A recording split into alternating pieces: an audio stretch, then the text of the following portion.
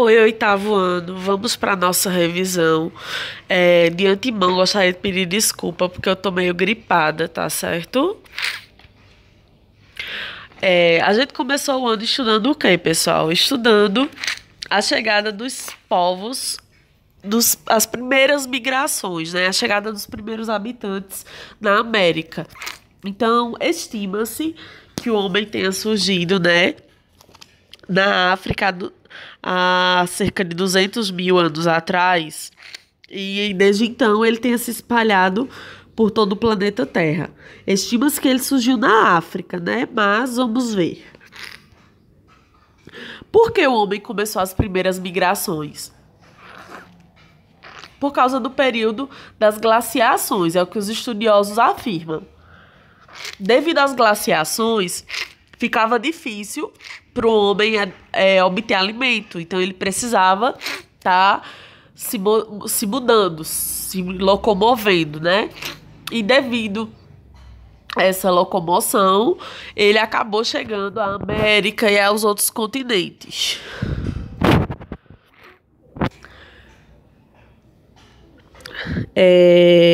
No final da glaciação, ele já migrou para a Eurásia, além da América para a Eurásia. O que seria a Eurásia seria a Europa e a Ásia, tá certo?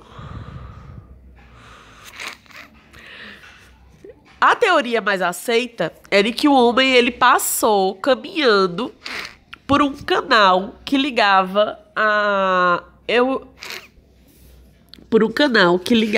Europa à América, chamado de Beríngia, certo? Então seria um canalzinho, uma faixa de terra, que hoje não existe mais, né? Porque hoje os continentes são separados, mas naquela época ligaria a Sibéria ao Alasca, né? Mas essa é a teoria mais aceita, de que os homens passaram caminhando. Outras teorias seriam de que ele poderia ter passado por embarcações. Aí a gente não sabe de fato o que aconteceu, mas os estudiosos afirmam que seria pela tese da Beríngia, que o homem passou caminhando de um continente para o outro, por essa faixa de terra que ligava o Alasca à Sibéria, mas hoje ela não existe mais, os continentes são separados. E aí o homem saiu da África, migrou para a América, migrou para a Eurásia, né? E foi migrando. Aqui nós temos a foto de Luzia, a projeção do primeiro crânio. É o crânio mais antigo encontrado nas Américas. Luzia estava naquele museu que pegou fogo de São Paulo. É o crânio mais antigo das Américas, né? E seria como seria o rosto dela, possivelmente. Feito em computador, eles fizeram essa projeção.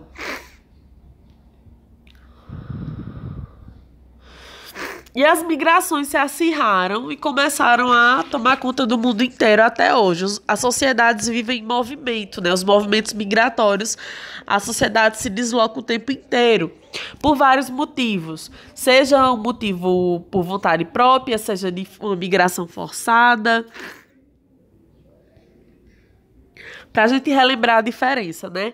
Emigrante é quem sai do seu país. Imigrante é quem chega de outro país. E houve muita migração ocorrida por causa das industrializações e também por causa houve um êxodo rural muito grande, né, ocorrido por causa da modernização do campo. Então, esse êxodo rural fez uma grande parte da população migrar da zona rural para a zona urbana. Outra migração que a gente conhece muito são as movimentações da era dos descobrimentos, né?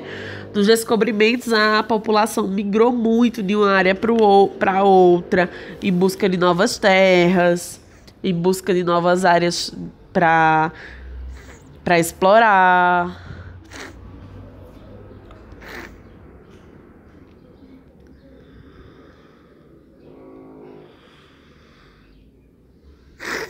O Brasil, ele é feito de imigrantes, né?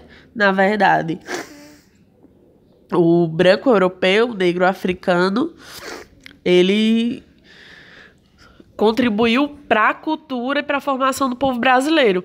E ainda hoje o Brasil recebe um número de imigrantes muito grande, né? Nós temos colônias de europeus no sul do Brasil, alemães, italianos, nós temos colônias japonesas de São Paulo.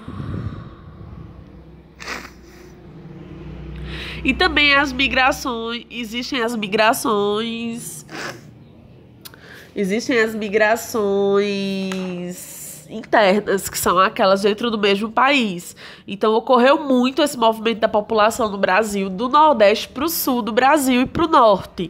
Depois, agora é que está ocorrendo uma migração de retorno, as pessoas voltando do Sul para o Nordeste, porque realmente há uma oportunidade de emprego melhor no Nordeste. As empresas estão crescendo, as indústrias gerando emprego, então está ocorrendo essa migração de retorno. Mas houve uma migração interna muito grande no Brasil, do Nordeste para o Sudeste do Brasil. Aqui a gente tem um gráfico de dados demográficos, só para a gente lembrar que os dados demográficos são importantes para a gente poder elaborar políticas públicas que ajudem a população, né? É através dos dados demográficos coletados no Brasil pelo IBGE que se pode elaborar políticas públicas. Por exemplo, o crescimento vegetativo. O crescimento vegetativo é a taxa que a gente obtém por meio de quê? Diminui a taxa de natalidade pela taxa de mortalidade e dá o crescimento vegetativo. Então, taxa de natalidade menos taxa de mortalidade dá o crescimento vegetativo, que é o crescimento natural da população. A gente vê que aquela população está crescendo realmente porque está tendo muitos imigrantes ou porque está nascendo uma população ali de fato, né? Porque a população pode estar aumentando, mas não por causa do crescimento vegetativo, mas porque está vindo muitos imigrantes para aquele lugar. Então, o crescimento vegetativo é o crescimento natural. Aqui nós temos pirâmides etárias, para a gente relembrar, né? Primeira pirâmide de um país subdesenvolvido, segunda de um país desenvolvido. Eu espero que vocês lembrem disso, a gente estudou muito sobre isso, principalmente ano passado. Relembrando, né, que nos últimos 20 anos as pirâmides etárias do Brasil evoluíram muito, a taxa de fecundidade diminuiu, a expectativa de vida aumentou. E vamos chegar agora na Guerra Fria, né? O que foi a ordem bipolar? A ordem bipolar foi depois da Primeira Guerra Mundial, após o fim da guerra, houve uma busca pela hegemonia. O que é hegemonia? Uma busca pela superioridade. Então, dois países buscavam a superioridade de seus ideais no mundo. Dois polos de influência econômica, certo? Então, nós tínhamos, de um lado, os Estados Unidos capitalista e, de outro lado, a União Soviética socialista, certo? Então, os Estados Unidos queriam impor, durante a Guerra Fria, o capitalismo no mundo e a União Soviética queria impor o socialismo. E essa Guerra Fria durou um bom tempo. Por que ela é chamada de Guerra Fria? Porque não houve um conflito de fato, não houve um embate. Era uma guerra ideológica, tecnológica, científica, era uma corrida armamentista. Não houve, de fato, uma guerra, um embate. Ninguém morreu por causa da Guerra Fria diretamente, né? Aqui a gente tem um quadro de diferenças entre o capitalismo e o socialismo na questão da teoria, né? Porque como a gente já discutiu também em sala de aula, o socialismo tem uma teoria e, em prática, o socialismo nunca é colocado em prática do jeito que ele é na teoria.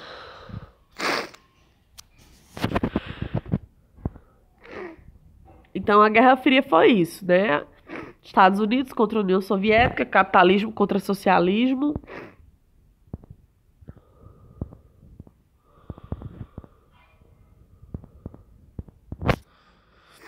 E hoje nós vivemos numa nova ordem mundial, que é a ordem multipolar, onde nós não temos apenas dois países que tem influência no mundo. Nós temos muitos países, muitos polos econômicos e de influência no mundo, né?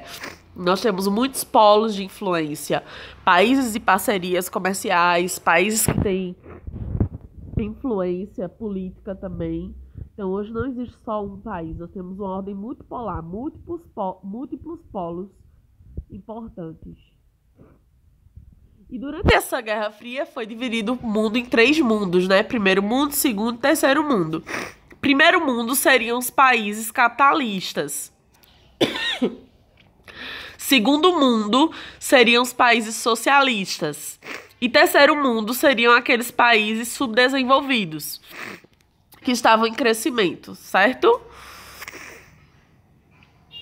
Aqui é a divisão em primeiro mundo, os países azuis, segundo mundo, os países vermelhos e terceiro mundo, os países verdes. E também nós temos uma divisão entre países do norte e países do sul. A gente sabe que a linha do Equador, ela divide a Terra entre norte e sul. Mas há uma divisão socioeconômica entre países do norte e países do sul. Os países do norte, geralmente, eles têm uma condição financeira melhor. E os países do sul são mais subdesenvolvidos. Então, essa divisão entre países do norte e países do sul, ela é assim, tronchinha, porque a Oceania, ela é desenvolvida economicamente. Então, ela seria parte do norte da Terra, por esse critério econômico, né? Então, você vê que vem a linha e desce para poder pegar a Oceania, porque a Oceania faz parte dos países do norte nessa divisão socioeconômica, né? O que são potências emergentes? São países que estão em crescimento muito rápido, países que estão crescendo, se industrializando, evoluindo. Qual o papel das organizações internacionais mundiais? São muitos, né? Ajudar o comércio, o Banco Mundial, a OMC, que é regular o comércio, importações e exportações, o Greenpeace.